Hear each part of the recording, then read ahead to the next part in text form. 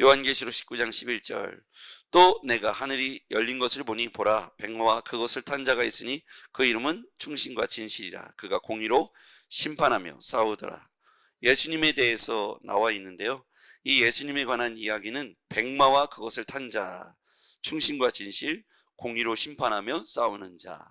그 뒤에도 예수님을 뭐라고 표현했는지 볼게요. 12절 그의 눈은 불꽃 같고 그 머리에는 많은 관들이 있고, 13절 피 뿌린 옷을 입었고 그 이름은 하나님의 말씀이라 칭하더라. 14절 하늘에 있는 군대들이 희고 깨끗한 세마포 옷을 입고 백마를 타고 그를 따르더라. 그 다음에 15절 그의 입에서 예리한 검이 나오겠고, 예리한 검은 말씀을 의미하는 것이죠. 아까 그 피 뿌린 옷이라는 것은 예수님이 전쟁을 치렀다는 뜻이 아니라 십자가에서 흘리신 피, 보혈을 상징하는 것이겠죠. 예리한 검, 15절 예리한 검이 나오겠고 그것으로 만국을 치겠고 그들을 철장으로 다스리며. 그러니까 예리한 검은 말씀인데요, 좌우에 예리한 검, 날이 서 있다고 해서 말씀을 검으로 표현된 것으로 우리가 알고 있죠. 그 예리한 검은 말씀인데 말씀으로 만국을 치겠고, 그러니까 최후의 심판은 결국 말씀에 기록된 대로 심판이 이루어지겠죠. 그들을 철장으로 다스리며 또 친히 하나님의 곧 전능하신 이의 맹렬한 진노의 포도틀을 밟겠고, 16절 그 옷과 다리에 이름 쓴 것이 있으니 만왕의 왕 만주의 주. 예수님에 대해서 표현된 것을 제가 좀 이렇게 읽었는데요, 예수님이 예루살렘 성에 마지막 십자가를 지시기 전에 입성하실 때 타고 입성하신 것이 나귀였죠. 나귀를 타고 예루살렘 성에 입성하실 때 양쪽에서 유대인들이 서가지고 종려나무가지를 흔들면서 만왕의 왕 이렇게 환영했던 그 모습을 우리가 상상해 봅니다. 그런데 오늘을 보니까 백마를 타고 등장하는 심판주로 등장하죠. 그러면서 맹렬한 진노의 포도주틀을 밟겠고 그 옷과 다리에 이름 쓴 것이 만왕의 왕 만주의 주. 저는 이 본문을 읽으면서 아까 있었던 그 12절에 눈이 불꽃 같고 또 그가 가진 검은 예리한 검이다. 그래서 마지막 날 심판의 때에 이 심판은 예수님께서 예리한 심판주로 또 등장하는데요, 기준은 말씀, 예리한 검으로 낱낱이 그들의 고통과 슬픔 그리고 인내와 견딤, 믿음의 시간들을 하나님이 불꽃 같은 눈으로 다 지켜보고 계신 것을 결과로 심판하실 것이다. 오늘 이 요한계시록은 당시에 이 요한이 1세기의 신자들과 그리고 후대의 우리와 같은 신자들에게 소망과 비전이 되어지고 그리고 마지막까지 견디고 이겨내게 하기 위해서 저는 이 말씀을 주셨다고 생각합니다.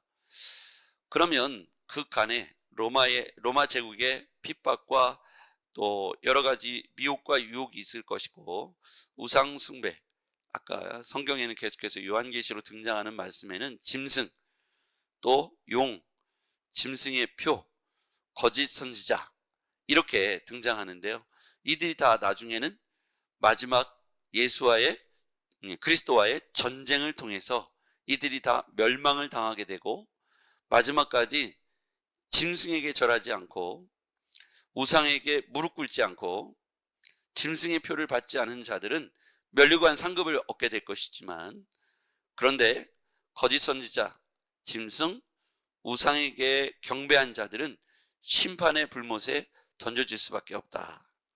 그러므로 지금의 고난과 어려움과 고통이 1세기의 신자들에게도 주어졌었고 그 후대를 살아가는 사람들에게 시대마다 이와 같이 용, 짐승, 우상, 거짓 숭배자들, 거짓 선지자들 이렇게 계속해서 맞서 싸워야 되는 신앙의 영적 전쟁, 보이지 않는 전쟁뿐만 아니라 육체적으로 압박과 고통을 가할 때 견뎌내야 되고 또 이기고 승리해야 될 이유와 목적을 오늘 요한계시록을 통해서 우리들에게 또 1세기 신자들에게 저는 요한이 전달해 주고 있다고 생각합니다. 예수께서 왜 이 본문을 요한에게 기록하게 하셨고 보여주셨을까요? 마지막 때까지 우리가 믿음으로 이와 같이 짐승과, 또 짐승은 그 당시에 로마 제국의 큰 권력자들이라고 했잖아요. 그러니까 이런 권력을 갖고 있는 세력들과, 그리고 미혹과 유혹의 세력들 앞에서 절하고 굴복하지 말고 미혹되지 말고 이기고 승리할 것을 오늘 우리들에게 말씀을 통해서 소망으로 이 말씀을 주고 있다고 생각합니다. 오늘 예수님께서 백마를 탄 모습으로 등장하는데, 나귀를 탄 모습과 백마를 탄 모습은 완전히 다르죠. 나귀를 탄 모습은 십자가에 달려 돌아가시는, 십자가에 순종하시는 모습으로 나귀를 타고 겸손과 순종의 모습, 그러니까 그런 모습으로 등장하고 있고요. 백마를 탄 자의 모습은 예수께서 심판주로 등장하는 것을 볼 수가 있죠. 예리한 검을 갖고 만주의 주, 만왕의 왕으로 다시 등장하셨습니다. 그래서 전쟁을 치르게 될 터인데, 이 전쟁은 그럼 어떻게 되겠습니까? 자, 19절 말씀,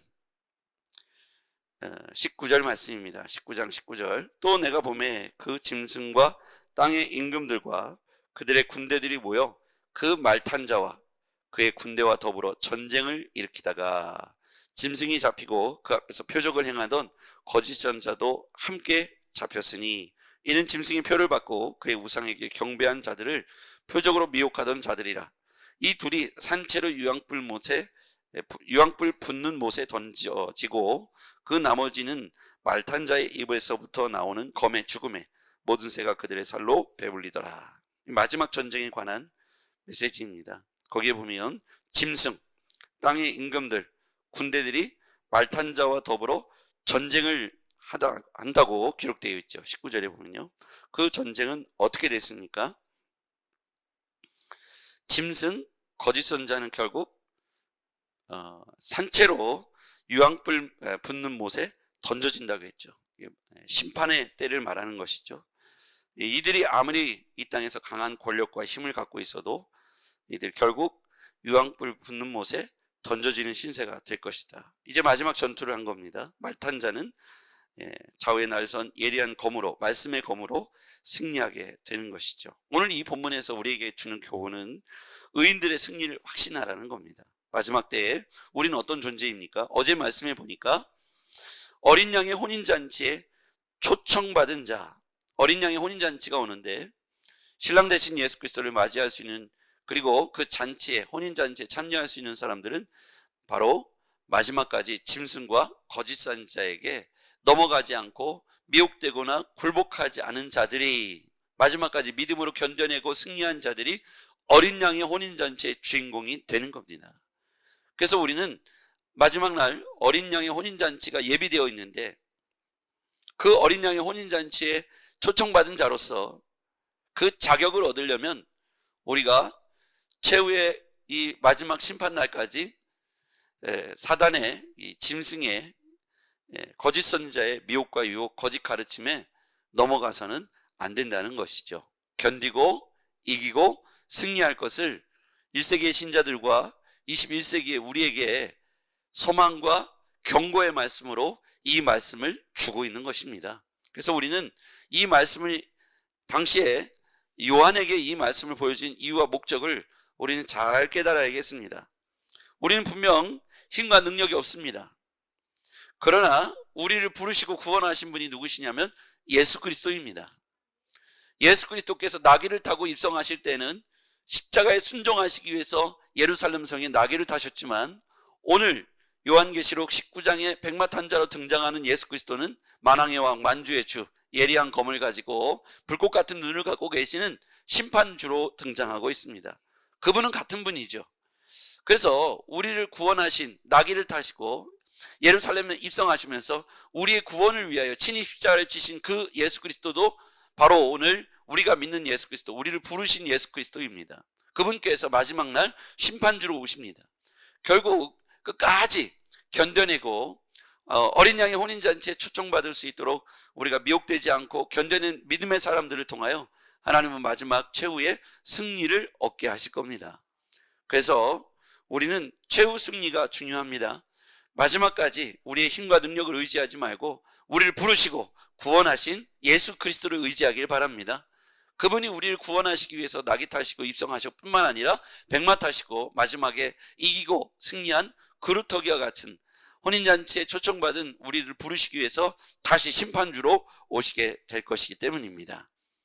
우리의 가정과 가문이 세상에 빼앗기지 아니하도록, 우리의 자녀들이 빼앗기지 아니하도록, 우리 자녀들을 빼앗기지 아니하도록, 우리 교회가 무너지지 않도록 성도들의 가정과 삶을 위해서 기도하고 우리 자신을 위해서도 기도하면서 우리도 또한 불꽃 같은 눈으로 오늘 아침에도 쳐다보고 계신 예수 그리스도를 의식하며 살아가야겠습니다.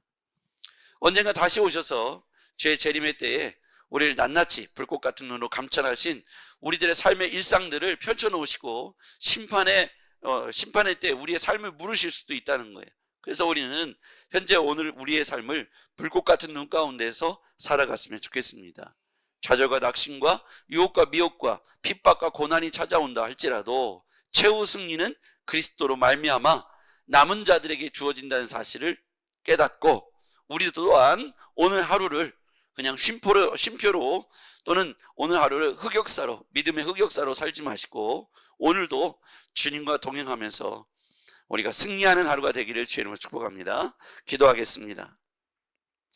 전능하신 아버지 하나님 감사합니다. 마지막 그 순간까지 하나님 불꽃 같은 눈 가운데 우리를 지켜보고 계시는 예수 그리스도를 기억하게 도와주시옵소서. 세상이 유혹하고 넘어지게 할지라도 세상의 짐승과 그리고 거짓 선지자들과 또는 우리를 미혹하는 어떠한 악한 세력들이 있다 할지라도 이 사단의 권능 아래서 우리가 굴복하지 않게 하시고 예수 그리스도의 말씀의 예리한 검으로 승리할 수 있도록 우리 입술에 우리 마음에 말씀을 붙여 주시옵소서. 주여, 우리의 연약함이 때때로 흔들립니다. 우리의 자녀들, 우리 교회 공동체가 흔들리지 않게 하시고 말씀 안에서 견고하여 오늘도 승리하는 하루가 되게 하옵소서. 예수님의 이름으로 기도합나이다. 아멘.